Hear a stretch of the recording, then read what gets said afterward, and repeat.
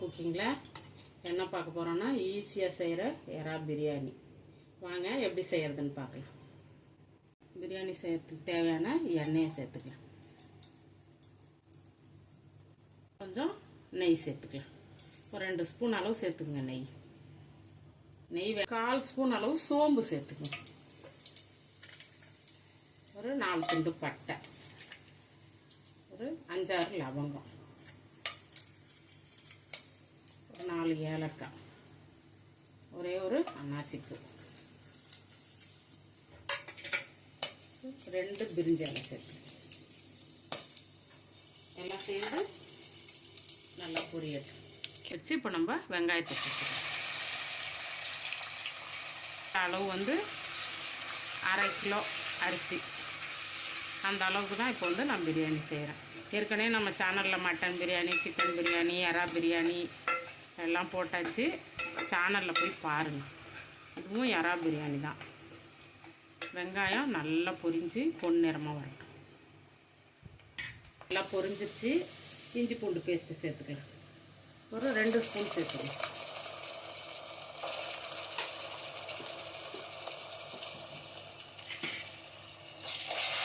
எண்ணெயிலே வதங்கட்டும். பச்சை வாசனை போகிற அளவுக்கு இஞ்சி பூண்டு வதங்கட்டும். ஒரு 2 பச்சை மிளகாய் சேர்த்துக்கலாம். பச்சை மிளகாய் கூடவே கொஞ்சம் தக்காளி, நல்லா ஒரு பெரிய தக்காளியே ஒரு 3 தக்காளி சேர்த்துக்கலாம்.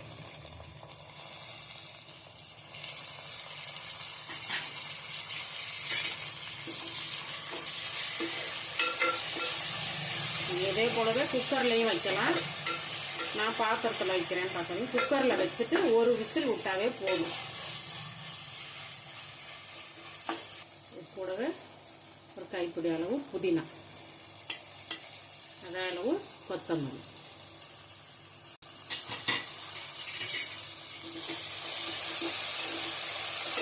இப்போ பிரியாணிக்குள்ள மசாலா சேர்த்துக்கலாம். கொஞ்சமாக மஞ்சள்தூள் சேர்த்துக்கலாம். கார மிளகாத்தூள் ஒரு சின்ன ஸ்பூனுக்கு 1 ஸ்பூன் அளவு வேறு மிளகாத்தூள் சேர்த்துக்கலாம். ஒரு 1/2 ஸ்பூன் அளவு கரம் மசாலா, 1 ஸ்பூன் அளவு பிரியாணி மசாலா சேர்த்துங்க. இதெல்லாம் சேர்ந்து இந்த எண்ணெயிலே வதங்கட்டும் நல்லா. இப்போ நம்ம இந்த எறாவை சேர்த்துக்கலாம்.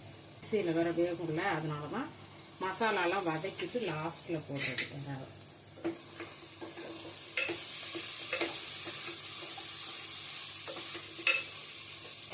பிரியாணிக்குள்ளே தண்ணியை சேர்த்துக்கலாம். எப்பவும் உள்ள அளவு தான்.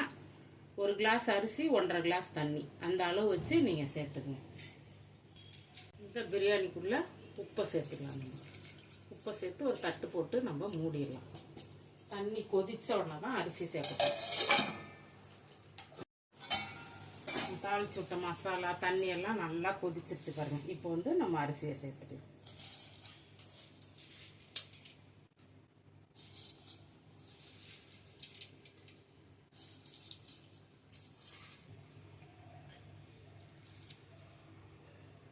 நம்ம அரிசி சேர்த்தாச்சு, மூடி போட்டுடலாம்.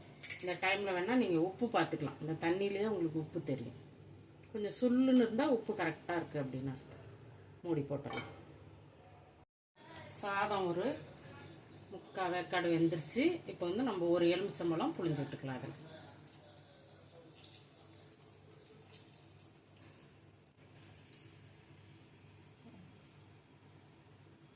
நம்ம அரிசி வந்து ஒரு 3/4 அளவு வெந்துருச்சு. இப்போ வந்து நீங்கள் தம்மு போட்டுங்க. நம்ம மூடி போட்டு வச்சாலே போதும். அந்த அரிசி வந்து ஸ்டவ்வை சிம்மில் வச்சுட்டு ஒரு 5 நிமிஷம் நம்ம மூடி போட்டு வச்சாலே போதும். தம்மில் இருக்கையிலேயே நம்ம லேசாக புதினா, கொஞ்சமாக கொத்தமல்லி, 1 ஸ்பூன் அளவு மேலே நெய் சேர்த்து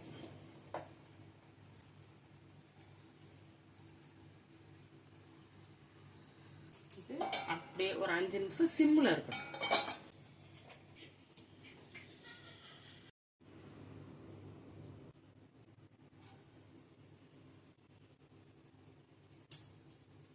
நம்மளோட எறா பிரியாணி சூப்பராக ரெடி ஆகிடுச்சு பாருங்க.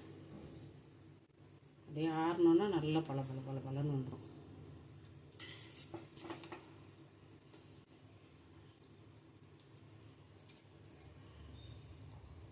நம்மளோட நம்மளோட எறா பிரியாணி சூப்பராக ரெடி ஆயிடுச்சு. இந்த பிரியாணி வந்து ரொம்ப ஈஸியாக செஞ்சிடலாம்.